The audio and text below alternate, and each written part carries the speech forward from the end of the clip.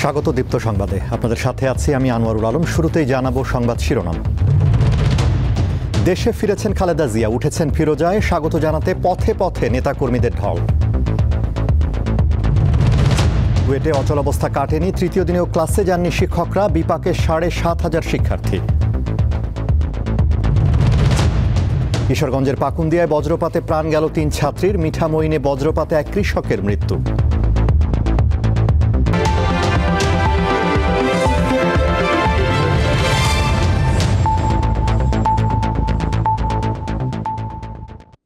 বিস্তারিত। দীর্ঘ ৪ মাস যুক্তরাজ্যের লন্ডনে চিকিৎসা শেষে আজ দেশে ফিরেছেন বিএনপি চেয়ারপারসন খালেদা জিয়া। তাঁর সঙ্গে এসেছেন 2 পুত্রবধূ। সাবেক প্রধানমন্ত্রীকে স্বাগত জানাতে কেন্দ্রীয় নেতাদের পাশাপাশি দেশের বিভিন্ন স্থান থেকে নেতাকর্মীরা জড়ো হন। বিএনপি বলছে, খালেদা জিয়ার ফেরা দেশের গণতন্ত্রের উত্তরণের পথ সহজ করবে। মঙ্গলবার সকাল 10টা 38 মিনিট বিএনপি চেয়ারপারসন খালেদা জিয়াকে বহনকারী কাতারের আমিরের দেওয়া রাজকীয় এয়ার অ্যাম্বুলেন্স ঢাকার হজরত শাহজালাল আন্তর্জাতিক বিমানবন্দরে অবতরণ করে। লন্ডন থেকে ঢাকা, মাঝে কাতারে খানিক বিরতির পর প্রায় 12 ঘন্টার যাত্রা। সাবেক প্রধানমন্ত্রীর সফরসঙ্গী তার 2 পুত্রবধূ জুবাইদা রহমান ও সৈয়দা শামিলা রহমান। দলীয় প্রধানকে স্বাগত জানান বিএনপি মহাসচিব মির্জা ফখরুল ইসলাম সহ কেন্দ্রীয় নেতারা। বিমানবন্দরে কিছু সময় দলের শীর্ষ নেতাদের সাথে কুশল বিনিময় করেন খালেদা জিয়া। পরে নেতাকর্মীদের অপেক্ষার অবসান।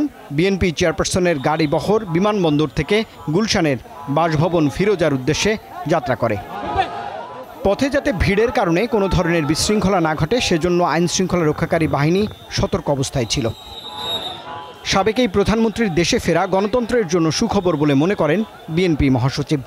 খালেদা জিয়ার উপস্থিতি, তার দেশে ফিরে আসা, এটা আমাদের গণতন্ত্রের উত্তরণের পথকে আরো সহজ করবে, দেশকে একটা সঠিক বৈষম্যহীন একটা পরিস্থিতির দিকে নিয়ে যেতে সহযোগিতা করবে। এবং দেশবাসীর কাছে এই দোয়া চাইছি যে দেশবাসী তার সুস্বাস্থ্যের জন্য দোয়া করেন এবং দেশবাসী যেন গণতন্ত্রে ফিরে যেতে পারে তার জন্য একটা পথ সহজেই আমরা অর্জন করতে পারি। খালেদা জিয়ার নেতৃত্বে বাংলাদেশ এগিয়ে যাবে বলে প্রত্যাশা করেন অন্য নেতারা। যিনি গণতন্ত্রের মাতা, যিনি আপসীর নেত্রী, তার উপস্থিতিতে বাংলাদেশ জাতীয়তাবাদী দলের প্রত্যেকটি নেতাকর্মীরা আরও অনেক বেশি উজ্জীবিত হবে এবং আমাদের যেটি প্রত্যাশা, বাংলাদেশের মানুষের যে একটি প্রত্যাশা যে দ্রুত সময়ের ভিতরে একটি অবাধ সুষ্ঠু নির্বাচনের মাধ্যমে জনগণের সরকার প্রতিষ্ঠিত হোক, এটি বাংলাদেশের সকল গণতান্ত্রিককামী মানুষের কাছে এটি আনন্দের বিষয় এবং আশ্বস্তর বিষয় যে আমরা সকলে মিলে আল্লাহ রাব্বুল আলামিনের কাছে শুকরিয়া আদায় করছি। আল্লাহ রাব্বুল আলামিন আমাদের নেত্রীকে সুস্থ করে দেশে আসার তৌফিক দান করেছেন। দুপুর 1:30টায় গুলশানের বাসা ফিরোজায় পৌঁছান বিএনপি চেয়ারপারসন খালেদা জিয়া। রুবায়েত হাসান, দীপ্ত সংবাদ, ঢাকা। বিএনপি চেয়ারপারসন খালেদা জিয়াকে স্বাগত জানাতে হজরত শাহজালাল আন্তর্জাতিক বিমানবন্দরের বাইরে নেতাকর্মী ও সমর্থকদের ঢল নামে। অনেক সাধারণ মানুষও সাবেক প্রধানমন্ত্রীকে এক নজর দেখতে সেখানে জড়ো হন। খালেদা জিয়া দেশে ফেরায় বিএনপি ও দেশের রাজনীতি নতুন মাত্রা পাবে বলে মনে করেন নেতাকর্মীরা। আনুষ্ঠানিকতা সেরে বিএনপি চেয়ারপারসন খালেদা জিয়ার গাড়িবহর প্রায় 1 ঘন্টা পর যখন বিমানবন্দর থেকে বের হয়, তখন সড়কের দুপাশে অপেক্ষমান নেতাকর্মী ও সমর্থকদের মাঝে তুমুল উদ্দীপনা ছড়িয়ে পড়ে। সড়কে এসে দাঁড়ায় সাধারণ মানুষও। ব্যানার, ফেস্টুন ও পতাকা হাতে স্লোগানে দলীয় প্রধানকে স্বাগত জানান নেতাকর্মীরা। দীর্ঘদিন পর নেত্রীকে দেখতে পেয়ে কেউ কেউ আবেগপ্রবণ হয়ে পড়েন।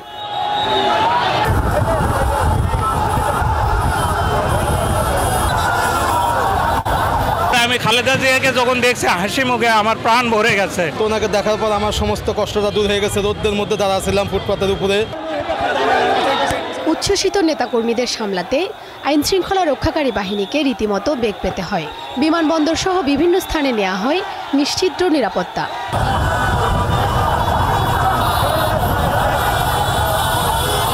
অতিরিক্ত ট্রাফিক ডিউটি আছে এবং অতিরিক্ত আইন শৃঙ্খলা যাতে রক্ষা হয়, ভালো থাকে, এজন্য ক্রাইমের ফোর্স অনেক আছে। এর আগে ভোর থেকে বিমানবন্দর সড়কে জড়ো হতে থাকেন মহানগর বিএনপি সহ দেশের বিভিন্ন প্রান্ত থেকে আসা নেতাকর্মী ও সমর্থকরা। কারো হাতে জাতীয় পতাকা, আবার কারো হাতে দলীয় পতাকা। তীব্র রোদ উপেক্ষা করে তারা অপেক্ষায় থাকেন সাবেক প্রধানমন্ত্রীকে এক নজর দেখার।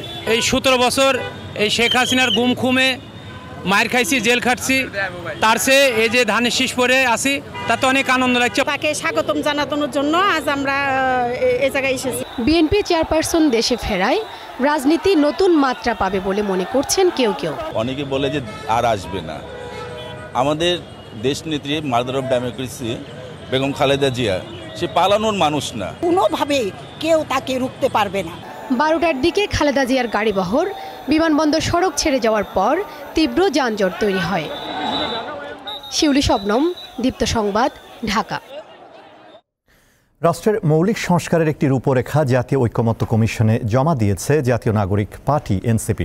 মঙ্গলবার জাতীয় সংসদের এলডি হলে কমিশনের সঙ্গে সংলাপে অংশ নিয়ে প্রস্তাবনা হস্তান্তর করেন দলটির সদস্য সচিব আখতার হোসেন। তিনি বলেন, ক্ষমতার ভারসাম্য, জবাবদিহিতা ও বিকেন্দ্রীকরণ এ তিনটি বিষয়ের অর্জন হচ্ছে এনসিপির প্রস্তাবিত মৌলিক সংস্কারের মূল ভিত্তি।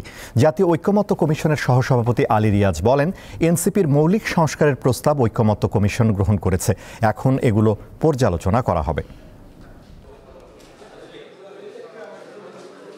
মৌলিক সংস্কার বলতে শুধুমাত্র নির্বাচনী কোনো ব্যবস্থার সংস্কার নয়, বা আসন ভিত্তিক 2/3 সংখ্যাগরিষ্ঠতার ভিত্তিতে সংবিধান সংস্কারের মতো বিষয়গুলোকে আমরা মৌলিক সংস্কার বলে মনে করি না, বরং ক্ষমতার ভারসাম্য, জবাবদিহিতা এবং বিকেন্দ্রীকরণ এই তিন বিষয়কে অর্জন করাই হচ্ছে মৌলিক সংস্কারের মূল ভিত্তি। একাডেমিক কার্যক্রম চালু হওয়ার তৃতীয় দিনেও ক্লাসে যাননি খুলনা প্রকৌশল ও প্রযুক্তি বিশ্ববিদ্যালয় কুয়েটের শিক্ষকরা। তারা জানান, শিক্ষকদের লাঞ্ছিতকারী শিক্ষার্থীদের শাস্তি কার্যকর না হওয়া পর্যন্ত ক্লাস পরীক্ষা না নেওয়ার সিদ্ধান্তে অনড় তারা। শিক্ষকরা ক্লাসে না ফেরায় বিপাকে পড়েছেন বিশ্ববিদ্যালয়ের অন্তত 7,500 শিক্ষার্থী। মঙ্গলবার সকালে কুয়েট ক্যাম্পাসে দেখা যায় ক্লাসরুমগুলো ফাঁকা পড়ে আছে। হলের শিক্ষার্থীদের বেশিরভাগই নিজ নিজ কক্ষে অবস্থান করছেন। বাইরে থাকা শিক্ষার্থীরা ক্যাম্পাসে আসেননি। প্রধান ফটকে অতিরিক্ত পুলিশ মোতায়েন রয়েছে।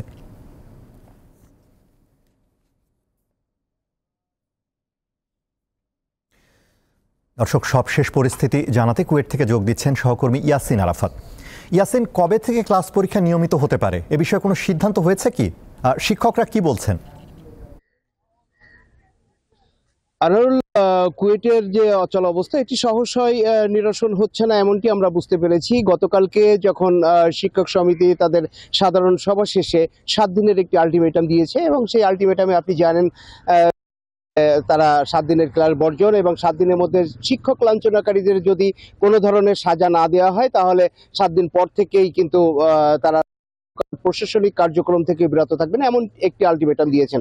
এবং বর্তমান যে অন্তর্বর্তীকালীন উপাচার্য রয়েছেন প্রফেসর ডক্টর মোহাম্মদ হযরত আলী, তিনি কিন্তু শিক্ষক, শিক্ষার্থী সকলের সঙ্গে বারংবার মিটিং করেছেন। আমরা কর্মচারীদের সঙ্গে উপাচার্যকে মিটিং করতে দেখেছি ক্যাম্পাস করবার জন্য।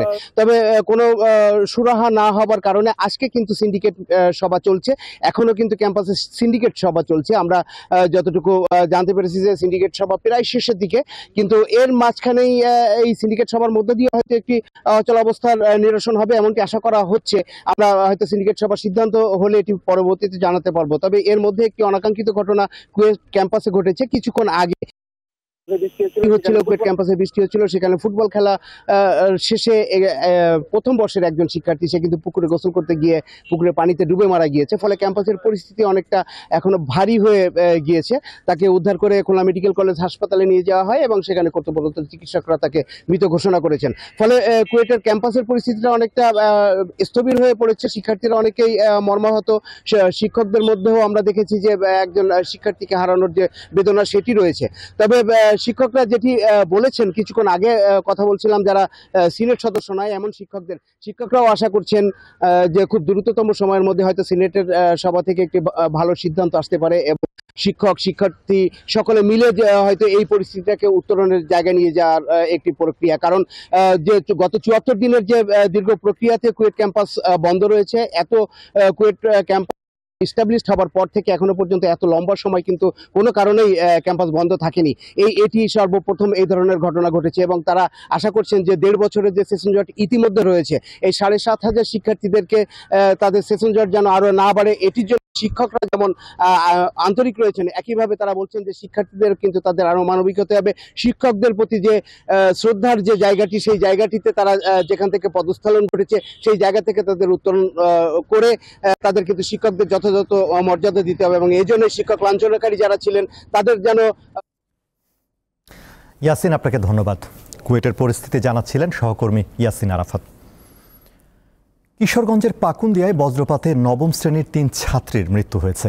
দুপুরে উপজেলার চরটেকি নামাপাড়া এলাকায় এ ঘটনা ঘটে। মৃতরা হলেন উপজেলার চরটেকি গ্রামের জালাল উদ্দিনের মেয়ে ইরিনা, বাদল মিয়ার মেয়ে প্রিয়া এবং বোরহান উদ্দিনের মেয়ে বর্ষা। মৃতরা চরটেকি গার্লস অ্যান্ড কলেজের শিক্ষার্থী ছিলেন। পাকুন্দিয়া থানার ভারপ্রাপ্ত কর্মকর্তা জানান, দুপুর 12:30টার দিকে স্কুল থেকে বাড়ি ফেরার সময় চরটেকি নামাপাড়া এলাকায় পৌঁছলে ঝড় বৃষ্টির কবলে পড়ে ওই 3 ছাত্রী। এ সময় ঝড়ের সঙ্গে বজ্রপাত শুরু হলে বজ্রাঘাতে গুরুতর আহত হয় তারা। পরে স্থানীয়রা তাদের উদ্ধার করে পাকুন্দিয়া উপজেলা স্বাস্থ্য কমপ্লেক্সে নিয়ে গেলে কর্তব্যরত চিকিৎসক ইরিনা ও প্রিয়াকে মৃত ঘোষণা করেন। গুরুতর আহত বর্ষাকে উন্নত চিকিৎসার জন্য শহীদ সৈয়দ নজরুল ইসলাম মেডিকেল কলেজ হাসপাতালে নেওয়ার পর কর্তব্যরত চিকিৎসক তাকেও মৃত ঘোষণা করেন। এবারে কেওয়াই স্টিল চট্টগ্রাম সংবাদ।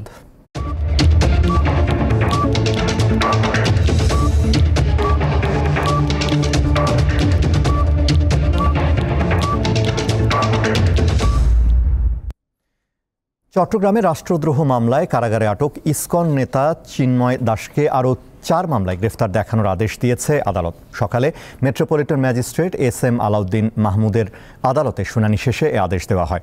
এর আগে গতকাল আইনজীবী আলিফ হত্যা মামলায় চিন্ময়কে গ্রেফতার দেখানোর নির্দেশ দেয় আদালত। গত বছরের 26 নভেম্বর সম্মিলিত সনাতনী জাগরণ মঞ্চের মুখপাত্র চিন্ময় কৃষ্ণ দাসের জামিন নামঞ্জুর করে কারাগারে পাঠানোকে কেন্দ্র করে সংঘর্ষের সময় আইনজীবী আলিফকে কুপিয়ে ও পিটিয়ে হত্যা করা হয়। ঘটনার 4 দিন পর আলিফের বাবা 31 জনের নাম উল্লেখ ও অজ্ঞাত 10 থেকে 15 জনকে আসামি করে একটি মামলা এবং আইনজীবীদের উপর হামলার ঘটনায় আলিফের ভাই 116 জনকে আসামি করে আরেকটি মামলা দায়ের করে। এছাড়া পুলিশের উপর হামলা ও কাজে বাধা দেওয়ার অভিযোগে 3টি মামলা দায়ের করা হয়।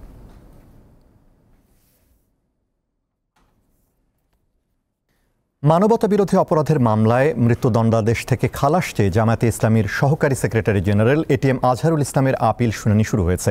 আজ প্রধান বিচারপতি সৈয়দ রেফাত আহমেদের নেতৃত্বে 7 বিচারপতির বেঞ্চে এই শুনানি হয়। এতে আজহারুলের আইনজীবী বলেন, মামলার সাক্ষ্য প্রমাণ নিয়ে প্রশ্ন থাকার পরও রাজনৈতিক উদ্দেশ্যে সাজার রায় দেওয়া হয়েছে।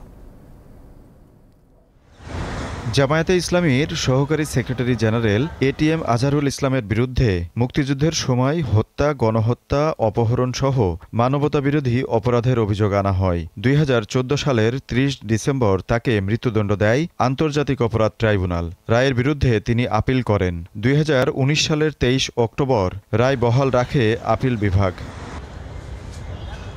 ওই রায় রিভিউ চেয়ে আবেদন করা হলে তা শুনানির জন্য দীর্ঘ অপেক্ষায় থাকে। গত বছরের 5 আগস্ট আওয়ামী লীগ সরকারের পতনের পর আবেদন নিষ্পত্তির উদ্যোগ নেন আসামি পক্ষের আইনজীবীরা। কয়েক দফা পিছিয়ে মঙ্গলবার শুনানি শুরু হয়। এতে আপিলকারীর আইনজীবী রায় নিয়ে প্রশ্ন তোলেন। কোনো যন্ত্র ছাড়া 6 কিলোমিটার দূর থেকে কোনো মানুষ দেখতে পারে কোনো মানুষ ট্রেন থেকে নেমেছে কিনা, কাউকে গুলি করেছে কিনা, কাউকে অ্যাটাক করেছে কিনা, অথচ আগে কোনোদিন চিনে না, জীবনে কোনোদিন দেখা হয় নাই, ওই দিনেই প্রথম 6 কিলোমিটার দূর থেকে আইডেন্টিফাই করে ফেলে। তিনি দাবি করেন, ট্রাইব্যুনালের রায়ে আন্তর্জাতিক আইন অনুসরণ করা হয়নি। আন্তর্জাতিক আইনের প্রযোজ্যতা হবে না এই মর্মে আপিল বিভাগ আগে রায় দিয়েছেন জনাব কাদের মোল্লার মামলায়।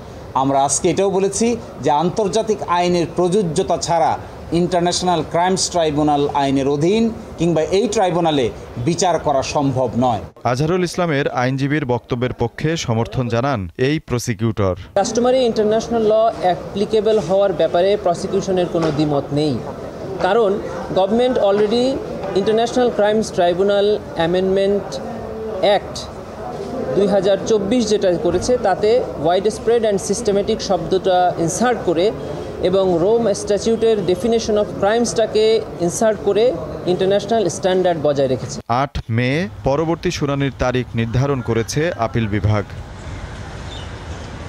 আজিজুল ইসলাম, দীপ্ত সংবাদ, ঢাকা। নারায়ণগঞ্জে আলোচিত হকার জুবায়ের হত্যা মামলায় 4 জনের মৃত্যুদণ্ড এবং 2 জনের যাবজ্জীবন কারাদণ্ড দিয়েছে আদালত। মঙ্গলবার দুপুরে নারায়ণগঞ্জের অতিরিক্ত দায়রা জজ চতুর্থ আদালতের বিচারক আখতারুজ্জামান ভূঁইয়া এ রায় দেন। নারায়ণগঞ্জ আদালত পুলিশের পরিদর্শক মোহাম্মদ কাইয়ুম খান জানান, জুবায়ের হত্যা মামলায় ইকবাল ওরফে ডাক্তার, স্বপন, সাইমন ও সানিকে মৃত্যুদণ্ড এবং রাসেল ও হাসানকে যাবজ্জীবন কারাদণ্ড দেওয়া হয়। নারায়ণগঞ্জ শহরের ফুটপাতে জুতার দোকানে চাকুরি করতেন ফতুল্লার উত্তর মাজদাইয়ের জুবায়ের। 2021 সালের 14 অক্টোবর নারায়ণগঞ্জ শহরের বঙ্গবন্ধু সড়কে দোকান বসানোকে কেন্দ্র করে হকার জুবায়েরকে ছুরিকাঘাত করে হত্যা করা হয়।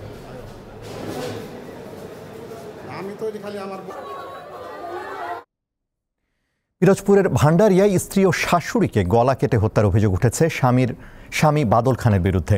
সোমবার রাতে উপজেলার ধাওয়া গ্রামে হত্যাকাণ্ডের ঘটনা ঘটে। স্থানীয়রা জানান, রাত 11টায় হঠাৎ করে চাপা শব্দে ঘুম ভাঙে বাদল খানের 10 বছরের ছেলে ইয়াসিনের। পাশের রুমে গিয়ে দেখেন বিছানা ও মেঝেতে রক্ত আর নিথর দুটি দেহ পড়ে আছে খাটে। সে ভয়ে দৌড়ে গিয়ে পাশের বাড়িতে আশ্রয় নেয় এবং প্রতিবেশীকে জানায় যে তার বাবা সৎমা চম্পা এবং চম্পার মা ফরিদা বেগমকে হত্যা করেছে। প্রতিবেশীরা সেখানে গিয়ে তাদের মৃতদেহ পড়ে থাকতে দেখে এবং তখন মৃত একজনের ওড়নায় আগুন জ্বলছিল। স্থানীয়রা আরও জানায়, বাদল এর আগে 3টি বিয়ে করেছেন। সবশেষ এবছরের 16 এপ্রিল প্রতিবেশী চাচাতো বোন চম্পাকে বিয়ে করে সে।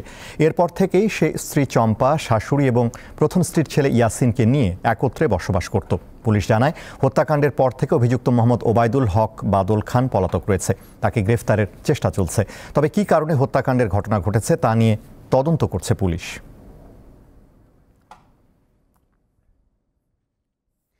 সাভারে মেট্রো রেলের জন্য অধিগ্রহণকৃত জমি থেকে অবৈধ স্থাপনা উচ্ছেদ করেছে উপজেলা প্রশাসন। এ সময় 2টি ঘর গুঁড়িয়ে দেওয়া হয়েছে। দুপুরে সাভারের জালালাবাদ মডেল টাউন এলাকায় এই উচ্ছেদ অভিযান চালানো হয়। নির্বাহী ম্যাজিস্ট্রেট জহিরুল আলম জানান, মেট্রো রেল নির্মাণের জন্য সাভারের জালালাবাদ মডেল টাউন এলাকায় জমি অধিগ্রহণ করা হয়। সেসব জমির মালিকদের মূল্য পরিশোধ করা হয়েছে, তবু সেখান থেকে স্থাপনা সরিয়ে নেননি বেশ কয়েকজন।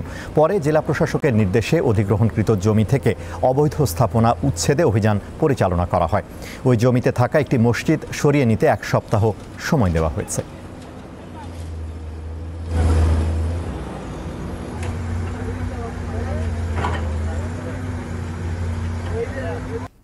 আন্তর্জাতিক কাশ্মীর ইস্যুতে পাকিস্তানের সঙ্গে উত্তেজনার মধ্যে ভারতের বেশ কয়েকটি রাজ্যকে নিরাপত্তা মহড়া চালানোর নির্দেশ দিয়েছে কেন্দ্রীয় সরকার। বুধবার যুদ্ধ পরিস্থিতিতে নাগরিক প্রতিরক্ষা নিশ্চিতেই মহড়া চালানোর নির্দেশ দিয়েছে দেশটির স্বরাষ্ট্র মন্ত্রণালয়। এনডিটিভি জানায়, যুদ্ধকালীন পরিস্থিতি তৈরি হলে কি করণীয় সে বিষয়ে প্রশিক্ষণ দিতেই রাজ্যগুলোকে নির্দেশ দেওয়া হয়েছে, যার মধ্যে রয়েছে বিমান হামলার সতর্কতা সাইরেন চালু করা, বেসামরিক নাগরিকদের আত্মরক্ষামূলক প্রশিক্ষণ সহ বেশ কিছু পদক্ষেপ। সর্বশেষ এমন মহড়া হয়েছিল 1971 সালে, যখন ভারত ও পাকিস্তান যুদ্ধে জড়িয়ে পড়েছিল। তখন ভারত জুড়ে সতর্কতা জারি ছিল। রাশিয়ার রাজধানী মস্কোতে টানা দ্বিতীয় রাতের মতো ড্রোন হামলা চালিয়েছে ইউক্রেন। এ অবস্থায় নিরাপত্তার স্বার্থে মস্কোর 4টি প্রধান বিমানবন্দর সাময়িকভাবে বন্ধ রাখা হয়। তবে ইউক্রেনের ছোড়া অন্তত 19টি ড্রোন ভূপাতিত করার দাবি করেছেন মস্কোর মেয়র। হামলায় কোনো হতাহতের ঘটনা ঘটেনি বলেও নিশ্চিত করেন তিনি। মস্কো ছাড়াও আরও বেশ কয়েকটি শহরে ড্রোন হামলার কথা জানিয়েছে রুশ কর্তৃপক্ষ। এর জবাবে একই রাতে কিয়েভ, খার্কিভ সহ ইউক্রেনের বিভিন্ন শহরে ড্রোন হামলা চালায় রাশিয়া।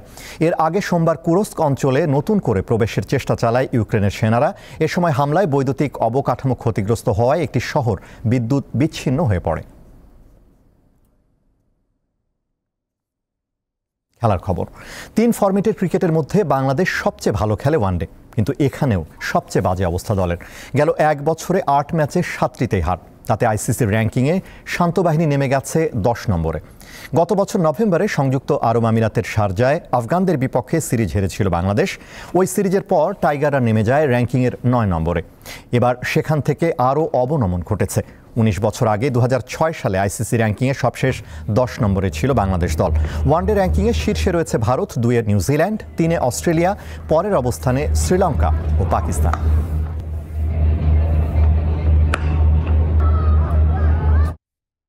শেষ করব দীপ্ত সংবাদ, তবে তার আগে সংবাদ শিরোনামগুলো জানাবো আরও একবার। দেশে ফিরেছেন খালেদা জিয়া, উঠেছেন ফিরোজায়, স্বাগত জানাতে পথে পথে নেতাকর্মীদের ঢল। কুয়েটে অচলাবস্থা কাটেনি, তৃতীয় দিনেও ক্লাসে যাননি শিক্ষকরা, বিপাকে 7,500 শিক্ষার্থী। ঈশ্বরগঞ্জের পাকুন্দিয়ায় বজ্রপাতে প্রাণ গেল 3 ছাত্রীর। মিঠামইনে বজ্রপাতে এক কৃষকের মৃত্যু। এই ছিল এখনকার মতো। আমাদের পরবর্তী দীপ্ত সংবাদ সন্ধ্যা 6:40 দেখার আমন্ত্রণ। এছাড়া আরও তথ্য বিনোদনের খবর পেতে যুক্ত থাকুন দীপ্তর ডিজিটাল প্ল্যাটফর্মগুলোতে। ধন্যবাদ।